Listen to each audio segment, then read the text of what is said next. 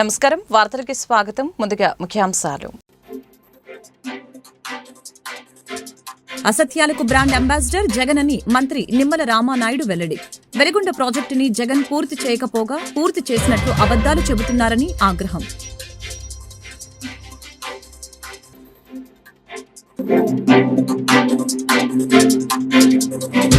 మాజీ సీఎం జగన్ కి ఏం భద్రత తగ్గిందని వైసీపీ నేతలు గవర్నర్ను కలిశారని ప్రశ్నించిన మంత్రి గొట్టిపాటి రవికుమార్, వైసీపీ నేతలను కూటమి ప్రభుత్వం అధికారంలోకి వచ్చాక జగన్ కి ఎలాంటి భద్రత తగ్గించలేదు అని వ్యాఖ్య. అసత్యాలకు బ్రాండ్ అంబాసిడర్ జగన్ అని నీటిపారుదల శాఖ మంత్రి నిమ్మల రామానాయుడు తెలిపారు.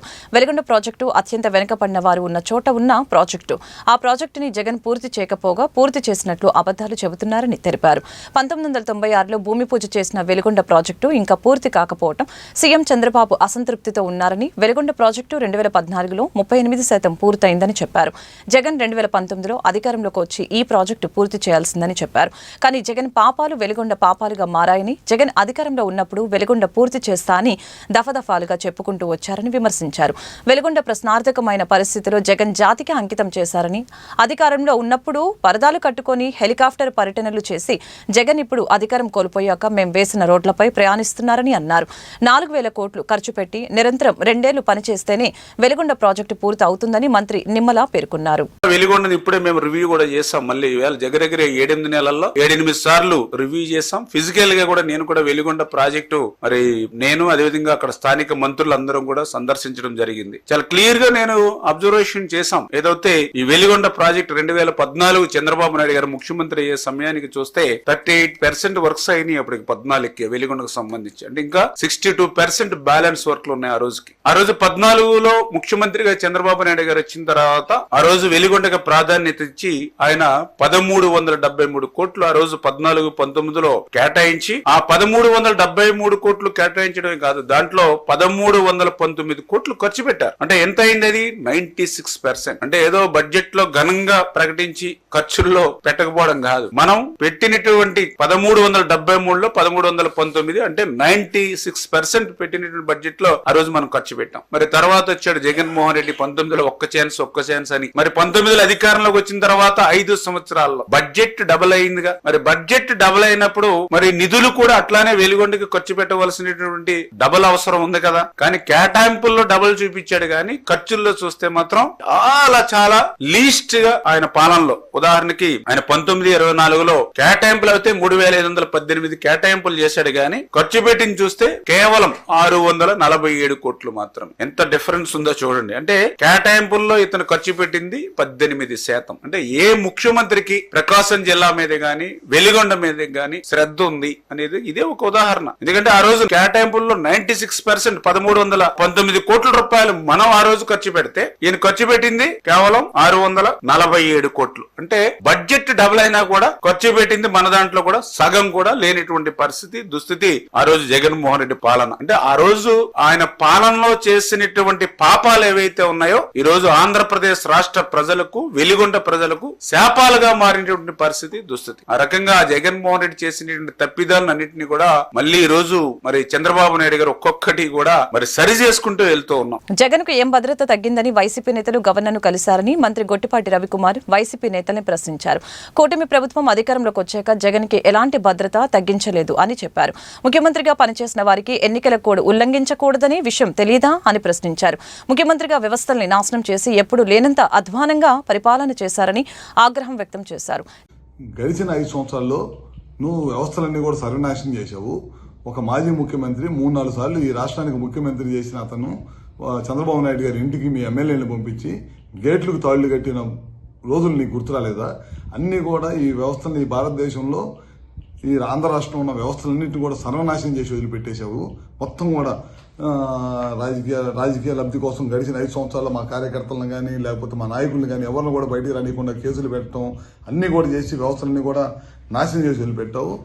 ఈ భారతదేశంలో ఈ స్వతంత్రం వచ్చిన తర్వాత ఏ రాష్ట్ర ముఖ్యమంత్రి పరిపాలించలేనంత అధ్వానంగా గడిచిన 5 సంవత్సరాలు నీ పరిపాలన ఉంది. అందుకే ప్రజలు కూడా నీకు 11 సీట్లకు పరిమితం చేశారు. ఇప్పటికైనా నువ్వు ఒకసారి ఇంట్లో కూర్చొని ఆత్మ పరిశీలన చేసుకో. గడిచిన 5 సంవత్సరాలు ఏ విధంగా మనం పనిచేశాము, ఎందుకు ప్రజలు తీర్పిచ్చారనేది చేసుకోవాల్సిన అవసరం ఉంది. మళ్ళీ వాళ్ళ నిన్న కోడ్లో నువ్వు బయటకు వచ్చావు. ఒక ముఖ్యమంత్రిగా పనిచేసిన వాడివి కోడ్లో వెళ్ళకూడదనే విషయాన్ని నీకు తెలియదా? అది కూడా తెలియకుండా నువ్వు ముఖ్యమంత్రిగా ఏ విధంగా పనిచేసావు? మిర్చి రైతుల గురించి వాళ్ళు నువ్వు మాట్లాడే అర్హత ఎక్కడ ఉంది నీకు? ఆ రోజు నువ్వే కదా ఎంఎస్పీ రేటు 7,000 రూపాయలు అని చెప్పి ఇచ్చింది.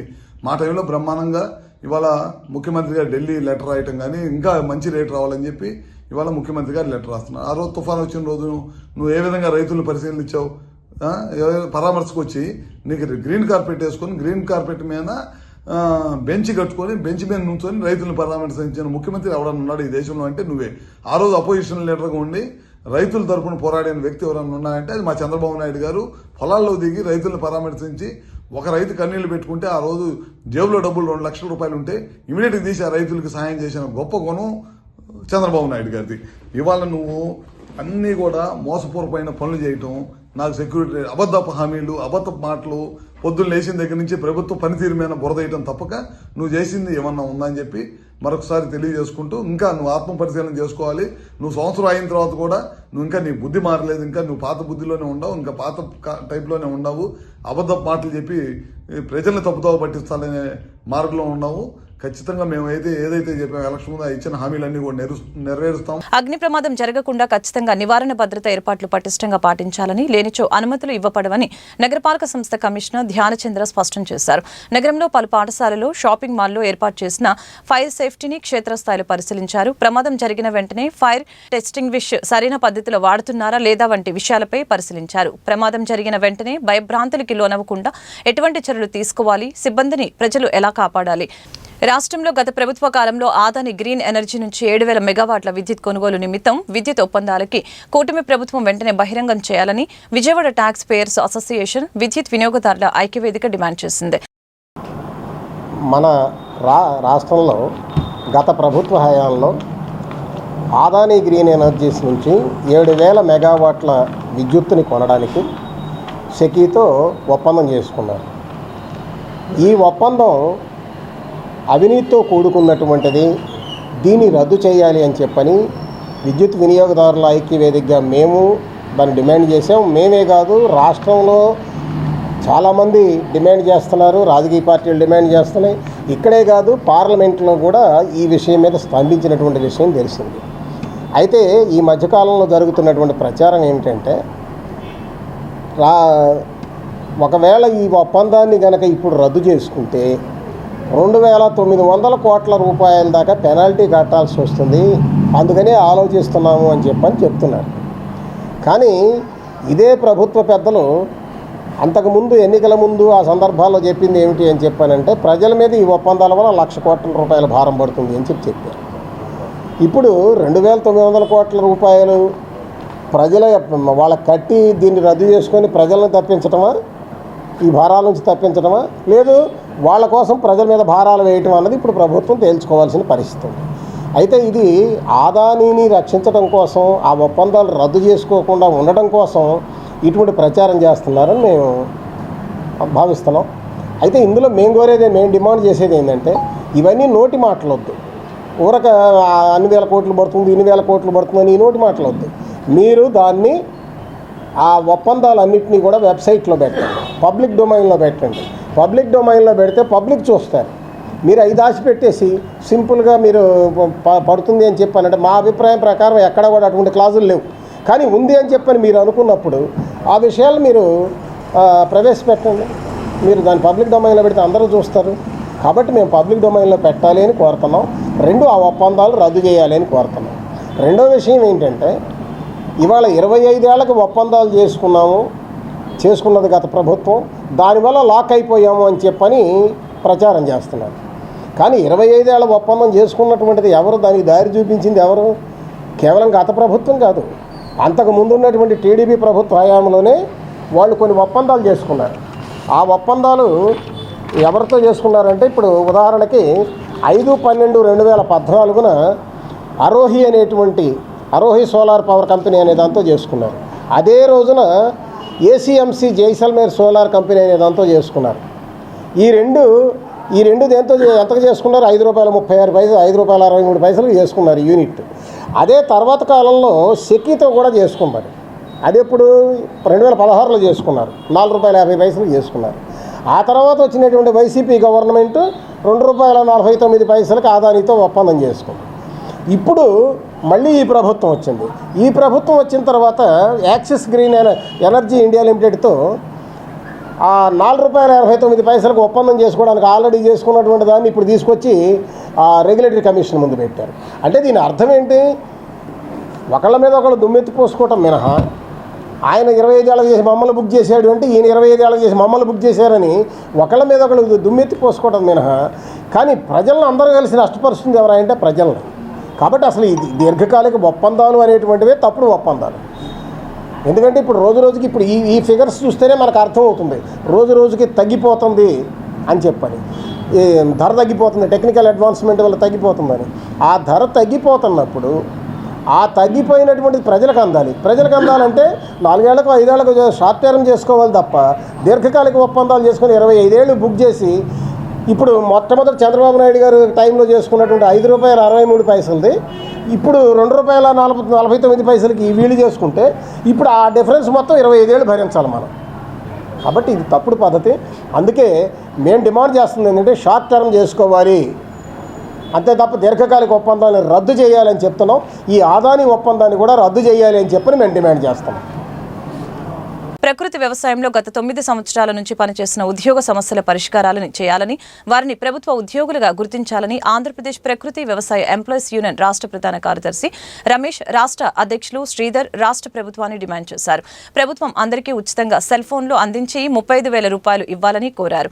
నగరంలోని ప్రెస్ క్లబ్లో ఏర్పాటు చేసిన విలేకరుల సమావేశంలో ప్రకృతి వ్యవసాయ ఎంప్లాయీస్ యూనియన్ నాయకులు మాట్లాడారు. ప్రకృతి వ్యవసాయ ఉద్యోగులకి పీఎఫ్, ఈఎస్ఐ సౌకర్యం కల్పించి హెచ్ఆర్ పాలసీని అమలు చేయాలని కోరారు. మహిళలకి పని భద్రత కల్పించి ఫీల్డ్లోనికి వెళ్లడానికి వాహనాలు సబ్సిడీ కింద అందించాలని సూచించారు. ఉద్యోగులకి ఉద్యోగ భద్రత కల్పించి సౌకర్యాలు కల్పించాలని ప్రభుత్వాన్ని కోరారు. రాష్ట్ర వ్యాప్తంగా ప్రకృతి వ్యవసాయ వ్యవస్థలో పనిచేస్తున్నటువంటి ఏదైతే ఎంప్లాయీస్ సంబంధించినటువంటి ఒక ఉద్యోగుల మహాసభ గుంటూరులో నిన్నటి రోజున జరిగింది. అందులో భాగంగా ఆంధ్రప్రదేశ్ ప్రకృతి వ్యవసాయ ఎంప్లాయీస్ యూనియన్గా నామకరణం చేసి నిన్ననే మహాసభ జరిగింది. అందులో భాగంగా తీర్మానాలను, వారి సమస్యలను వివరించడానికి మీడియా సమావేశం నిర్వహించడం జరిగింది. ఈ కార్యక్రమంలో మన నూతనంగా ఎన్నికైనటువంటి మన యూనియన్ రాష్ట్ర గౌరవాధ్యక్షులు వెలుగురు రాధాకృష్ణమూర్తి గారు పాల్గొంటున్నారు. అదేవిధంగా నూతన రాష్ట్ర అధ్యక్షులు శ్రీధర్ గారు, అదేవిధంగా నూతన రాష్ట్ర ఉపాధ్యక్షులు మన సునీల్ గారు, శ్రీనివాసరావు గారు ఈ మీడియా సమావేశంలో పాల్గొనడం జరిగింది. ముఖ్యంగా ఈ రాష్ట్రంలో గత 2016 సంవత్సరం నుండి దాదాపు 9 సంవత్సరాలుగా రాష్ట్రంలో 14,800 మంది ప్రకృతి వ్యవసాయంలో భాగస్వామ్యమై ఈరోజు గ్రామీణ ప్రాంతాల్లో ప్రతి గ్రామంలో ఒక ఉద్యోగి తరపున చొప్పున ఈ పథకంలో పనిచేస్తా ఉన్నారు. అయితే వీరు దాదాపు అంటే కనీస వేతనాలు వీరికి లేవు. అదేవిధంగా ఉద్యోగ భద్రత లేదు, పని భద్రత లేదు. అంటే అనేకంగా పని భద్రత లేకుండా మహిళలు కూడా అత్యధికంగా ఈ పథకంలో భాగస్వాములై పనిచేస్తా ఉన్నారు. గత చంద్రబాబు ప్రభుత్వంలోనే ఈ ప్రకృతి వ్యవసాయాన్ని ప్రోత్సహించాలని గతంలో ఉన్నటువంటి ముఖ్యమంత్రి గారు దీనికి ప్రత్యేక బడ్జెట్ కేటాయించి ఈ రాష్ట్రంలో ప్రకృతి వ్యవసాయాన్ని రైతులకు చేరదీయడంలో ఈరోజు కూడా భాగస్వాములైనటువంటి ఉద్యోగుల సమస్యలు ఏ ప్రభుత్వం కూడా పట్టించుకోవడం లేదని మేము ఈ సందర్భంగా తెలియజేస్తా ఉన్నాం. కాబట్టి ఇప్పుడున్నటువంటి రాష్ట్ర ముఖ్యమంత్రి గారు నిన్ననే నేచురల్ ఫార్మింగ్ పైన ఒక సమావేశాన్ని ఏర్పాటు చేశారు. అదేవిధంగా ఆ సమావేశంలో కూడా ఇప్పుడు అసెంబ్లీ సమావేశాలు జరుగుతూ ఉన్నాయి. కాబట్టి వీరి సమస్యల కోసం వీరికి కనీస వేతనం అమలు చేయాల్సిన అవసరం ఉంది. సమాన పనికి సమాన వేతనం ఇవ్వాలా. అదేవిధంగా ఇప్పుడు ఈ పథకంలో ఉన్నటువంటి ఉద్యోగులు 6,000, 9,000, 12,000 ఈ విధంగా అరకొర జీతాలతో గౌరవ వేతనంతో వీళ్ళంతా కూడా గ్రామాల్లో అనేక వేధింపులకు గురవుతూ పనిచేస్తా ఉన్నారు. కాబట్టి మేము ఒకటే కోరుతా ఉన్నాం, వీరిని ప్రకృతి వ్యవసాయాన్ని ప్రోత్సహించాలని ప్రత్యేక బడ్జెట్ చేస్తా ఉన్నారు కదా. కాబట్టి వీరిని అందరినీ కూడా ఈ ప్రకృతి వ్యవసాయంలో పనిచేస్తున్నటువంటి వాళ్ళందరినీ ప్రభుత్వ ఉద్యోగులుగా గుర్తించాలనేటువంటిది మేము ప్రధానంగా ప్రభుత్వానికి విన్నపం చేస్తా ఉన్నాం. అదేవిధంగా ప్రావిడెంట్ ఫండ్ లేదు, ఈఎస్ఐ లేదు. అనేక మంది పనిచేసుకుంటే ఈరోజు మరణిస్తా ఉన్నారు. వారికి ఎక్కడ కూడా ఎక్స్గ్రేషియో లేనటువంటి పరిస్థితి ఉన్నది. కాబట్టి ఈ 14,500 మందిని ప్రభుత్వంలో విలీనం చేసి ప్రభుత్వ ఉద్యోగులుగా గుర్తించాలని మేము కోరుతా ఉన్నాం. అదేవిధంగా కింది స్థాయిలో గ్రామీణ ప్రాంతాల్లో మహిళలు ఫీల్డ్ వర్క్ అని ఎక్కడ కూడా వెహికల్స్ కానీ లేవు, సెల్ ఫోన్ టవర్లు లేని చోట పనిచేస్తా ఉన్నారు. కాబట్టి వారికి ఖచ్చితంగా వెహికల్స్ సబ్సిడీ కింద వాళ్ళకి అందజేయాలని కూడా మేము డిమాండ్ చేస్తా ఉన్నాం. అదేవిధంగా ప్రతి ఒక్క ఎంప్లాయీకి ప్రభుత్వమే సెల్ ఫోన్ ఇచ్చి వారికి సంబంధించినటువంటి ఏదైతే ఆ సెల్ ఫోన్ ను ప్రభుత్వమే అందించాలని మేము కోరుతా ఉన్నాం. మహిళలకు ఈరోజు దీంట్లో భద్రత లేకుండా పోయింది. కాబట్టి అనేక మందిని తొలగిస్తా ఉన్నారు. మేము ఈరోజు కమిషనర్ కలచాలని వెళ్తే దాదాపు అంటే 20 నుంచి 30 మంది పెద్ద పెద్ద కారణాలు ఏం కాదు, వాళ్ళు పని చేసుకుంటూ ఏదో చిన్న చిన్న కారణాలు ఉంటే వాళ్ళను తొలగించే పరిస్థితి ఉంది.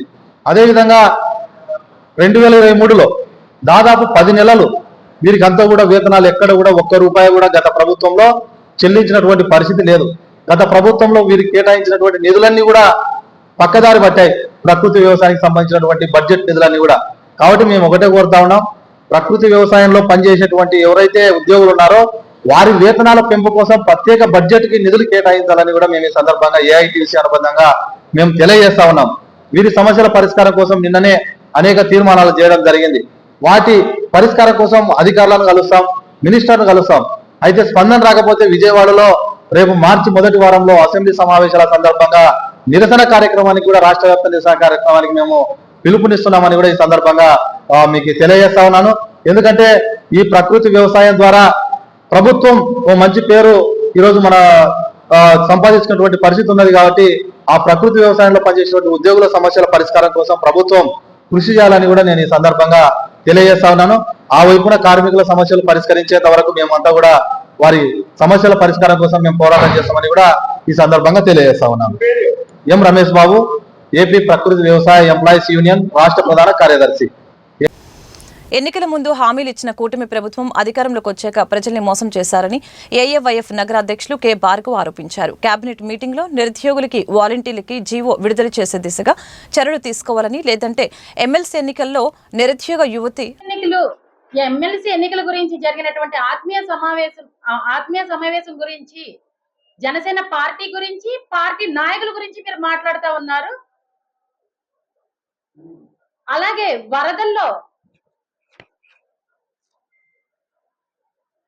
వరదల గురించి కూడా మా జనసేన నాయకులు రాలేదని మీరు మాట్లాడుతూ ఉన్నారు. కొణిదెల పవన్ కళ్యాణ్ గారు, మా అధ్యక్షులు అయినటువంటి కొణిదెల పవన్ కళ్యాణ్ గారు ముందుగా సభాముఖంగా మీడియా ముఖంగా కూడా ఆయన తెలియజేయడం జరిగింది.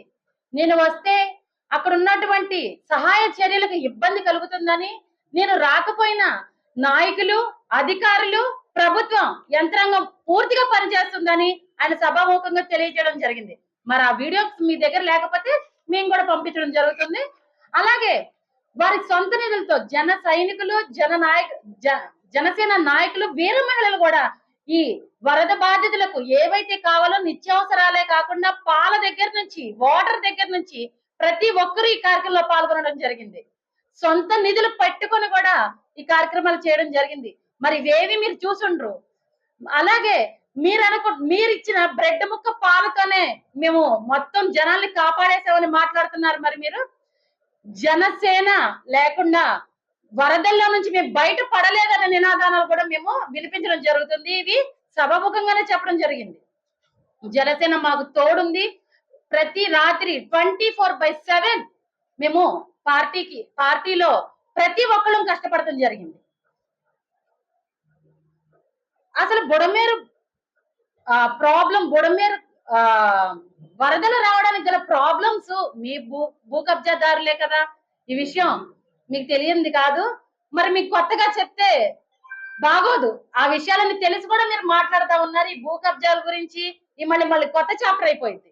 కాబట్టి తెలిసిన విషయాన్ని మీరు సమర్థించుకోకుండా మా పార్టీ గురించి మాట్లాడే అర్హత ఏమాత్రం లేదు. ప్రజలు చీకొట్టి అధికారం నుంచి దించేసిన అధికారుల్ని బట్టలు విప్పి తీసి కొడతానన్న జగన్మోహన్ రెడ్డికి ప్రజలే బట్టలు ఊడతీసే రోజు దగ్గరలో ఉన్నాయని జనసేన పార్టీ విజయవాడ ప్రచార కమిటీ ప్రధాన కార్యదర్శి తిరుపతి సురేష్ స్పష్టం చేశారు. అందరికీ నమస్కారం. నా పేరు తిరుపతి సురేష్, విజయవాడ జనసేన పార్టీ ప్రచార కమిటీ ప్రధాన కార్యదర్శిని. ఈ మీడియా సమావేశం యొక్క ముఖ్య కారణం, నిన్న జగన్మోహన్ రెడ్డి గారు విజయవాడ వచ్చి కూటమి ప్రభుత్వం మీద అనేక రకాల అవాస్తవాలు మాట్లాడటం జరిగింది. వైఎస్ఆర్సీపీ పార్టీకి జనసేన పార్టీ నుంచి ఒకటే తెలియజేస్తున్నాం. మీరు ఎప్పుడు వచ్చిన 2 నిమిషాలు కూటమి ప్రభుత్వం మీద నిందలేయటం తప్ప మీరు చేసింది ఏమీ లేదని చెప్పి మీరు ముందు తెలుసుకోవాలి. అదేవిధంగా నిన్న మీరు అధికారుల్ని బట్టలోడు తీసుకొడతాం అని చెప్పి మాట్లాడతాం మీకు సిగ్గు చేయడం చెప్పి నేను తెలియజేస్తా ఉన్నా. ఎవరైనా పొలిటీషియన్స్ మహా అయితే 5 సంవత్సరాలు అధికారంలో ఉంటారు, లేకపోతే ఇంకో 5 సంవత్సరాలు ఉంటారు. ఎప్పుడైనా అధికారిగానే ఉంటారు. ఆయన ఒక్కసారి ఉద్యోగం వచ్చాక ఆయన డిజిగ్నేషన్ ఎప్పటికీ పెరుగుతూనే ఉంటది కానీ తరగదు. మీరు గత 5 సంవత్సరాలు ముఖ్యమంత్రిగా పనిచేసి అధికారులను ఆ విధంగా మాట్లాడతాం మీకు సవ్వా అని చెప్పి నేను అడుగుతున్నా. మీకులాగా అధికారుల్ని కార్యకర్తలు చేసి వాడుకుంటున్నారనుకున్నారా? కూటమి ప్రభుత్వంలో అధికారులకి పూర్తి స్వేచ్ఛ ఉంది. ఏ అధికారైనా సరే వాళ్ళ పని వాళ్ళు చేసుకుంటున్నారు. మీకులాగా సొంత కార్యక్రమాలకి ఏ అధికారులను కూడా కూటమి ప్రభుత్వం వాడుకోలేదు. అదేవిధంగా ఈరోజు మిర్చి యార్డుకెళ్ళి మళ్ళీ పోలీసులు రాలేదని చెప్పి ఇందాక ఒక ప్రెస్ మీట్ పెట్టావు అధికారిగా. నీకు పర్మిషన్ లేనప్పుడు పోలీసులు ఏ విధంగా వస్తారు? నువ్వు వస్తున్నావు అని ఎవరికి ఉంది ఇన్ఫర్మేషన్? నీ పార్టీ నాయకులకు ఉండి నువ్వే ఒక 4 జనాలను నీ చుట్టూగా పెట్టుకొని నాకు రక్షణ లేదని చెప్పి మీ వాళ్ళతోనే 4 ప్రెస్ మీట్లు పెట్టిస్తావా? ఇది నీకు సబబా? నువ్వు ముఖ్యమంత్రికి ఎలా పనిచేసావు? ఒక ముఖ్యమంత్రి హోదాలో 5 సంవత్సరాలు పనిచేసిన మాజీ ముఖ్యమంత్రి జగన్మోహన్ రెడ్డి తన తీరు మార్చుకోకుంటే ప్రస్తుతం ఉన్న 11 మంది వైసీపీ ఎమ్మెల్యేలు బట్టలు ఊడదీసేందుకు ప్రజలు సిద్ధంగా ఉన్నారని మంత్రి కొల్లు రవీంద్ర హెచ్చరించారు. ఎమ్మెల్సీ అభ్యర్థి ఆలపాటి రాజేంద్ర ప్రసాద్ కి విజయం చేకూర్చాలని కోరుతూ మచిలీపట్నం బార్ అసోసియేషన్ లో మంత్రి ప్రచారం నిర్వహించారు. అయినా ఇప్పుడు ఏంటంటే ఏం చేయాలో తెలియట్లే. ఇవాళ సెక్యూరిటీ తీసేశారంటాడు. జెడ్+ కేటగిరీ సెక్యూరిటీ మేము తీయటానికి రాష్ట్ర ప్రభుత్వంలో ఉండదు, ఎక్కడ తగ్గించలేదు. సెక్యూరిటీ విషయంలో అనుమతులు లేకుండా ఎలక్షన్ కోడ్ ఉన్నప్పుడు ఏ రకంగా మిర్చి యార్డుకి వెళ్తాడు ఆయన? ఇప్పుడు మిర్చి యార్డుకి సందర్శనకి వెళ్ళాలంటే ఎలక్షన్ కోడ్ ఉంది, నువ్వు వెళ్ళు, పర్మిషన్ తీసుకుని వెళ్ళు. జిల్లా కలెక్టర్ వెళ్ళడానికి లేదన్నారు, పోలీసులు అనుమతిని నిరాకరించారు. అనుమతులు తీసుకుని వెళ్ళడానికి మాకేం అభ్యంతరం లేదు. కానీ ఒక ఉద్దేశపూర్వకంగా ప్రజల్ని రెచ్చగొట్టడానికి లేకపోతే ఇక్కడ ఒక అరాచకాలు సృష్టించడానికి ప్రయత్నం చేస్తే అది జరగనివ్వు. ఆ విషయంలో ఎటువంటి వేరే ఆలోచన లేదు. మొన్న కూడా వంశీని మేమేమి అరెస్ట్ చేయాలనుకుంటే ఫస్ట్లోనే చేసాను, కానీ అతనంతటా అతనే కిడ్నాప్ చేసి ఒక దళిత సోదరుని కిడ్నాప్ చేశాడు కాబట్టి వాళ్ళు పెట్టినటువంటి కేసు మీద అతను అరెస్ట్ చేయడం జరిగింది. SC/ST కేసు పెట్టి అతను అరెస్ట్ చేయడం జరిగింది. ఈయన వెళ్ళి వారికి ఒత్తాస పలుకుతారు. అక్కడ ఏమీ చేయలేదు అమాయకుడు అని చెప్తా ఉన్నారు. ఇవాళ మొత్తం గన్నవరం కాదు, రాష్ట్ర ప్రజలందరూ కూడా చెప్తారు వంశీ గారి గురించి కానీ వైసీపీ నాయకుల గురించి కానీ. ఇవాళ జగన్మోహన్ రెడ్డి గారు అవలంబిస్తున్నటువంటి విధానం కరెక్ట్ కాదు. కరెక్ట్ చేసుకోకపోతే ఆయన చెప్తా ఉన్నాడు పోలీసు అధికారులు గొడ్లోడు తెస్తారంట. సప్త సముద్రాల అవతల ఉన్న రిటైర్ అయిపోయినా తీసుకొచ్చి గొడ్లోడు తెస్తాను అంటే ఇన్వెస్టిగేషన్ ఉన్నటువంటి కేసుని నువ్వు బెదిరిస్తావా? పోలీసు అధికారులను బెదిరిస్తావా? సాక్షులను బెదిరిస్తావా? మరి అది కూడా ఒక అతను బెయిల్ ఎందుకు రద్దు చేయకూడదు కూడా వాళ్ళ ప్రశ్నిస్తాల్సినటువంటి అవసరం ఉంది. ఖచ్చితంగా ఇలా ఈ రకంగా చేసే కార్యక్రమాలు చేస్తే మటుకి మేము తీవ్రంగా చూస్తాం. ప్రజాస్వామ్యబద్ధంగా అనుమతులు తీసుకోండి, కార్యక్రమాలు చేసుకోవచ్చు, ప్రజల పక్షాన మాట్లాడవచ్చు. లేదా అసెంబ్లీ ఉంది వేదికగా, అసెంబ్లీ రావడానికి భయపడుతున్నావు కదా నువ్వు ఇదే రకంగా కొనసాగితే 151 నుంచి 11 మంది గొడ్లోడు తీశారు. 11 మంది మిగతా వాళ్ళందరూ గొడ్లోడు తీశారు. రేపు 11 కూడా మిగలవు. అది గుర్తుపెట్టుకోండి జగన్మోహన్ రెడ్డి గారు. వార్తను ముగించే ముందు ముఖ్యాంశాలు మరొకసారి. అసత్యాలకు బ్రాండ్ అంబాసిడర్ జగన్ అని మంత్రి నిమ్మల రామానాయుడు వెల్లడి. వెలిగొండ ప్రాజెక్టుని జగన్ పూర్తి చేయకపోగా పూర్తి చేసినట్లు అబద్దాలు చెబుతున్నారని ఆగ్రహం.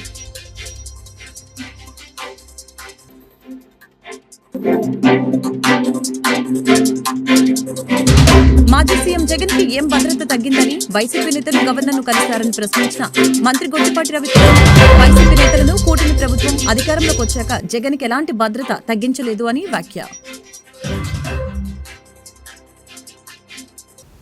ఈ వార్తలు ఇంతటితో సమాప్తం. మరొక బులెటిన్ మళ్ళీ కలుద్దాం. నమస్కారం.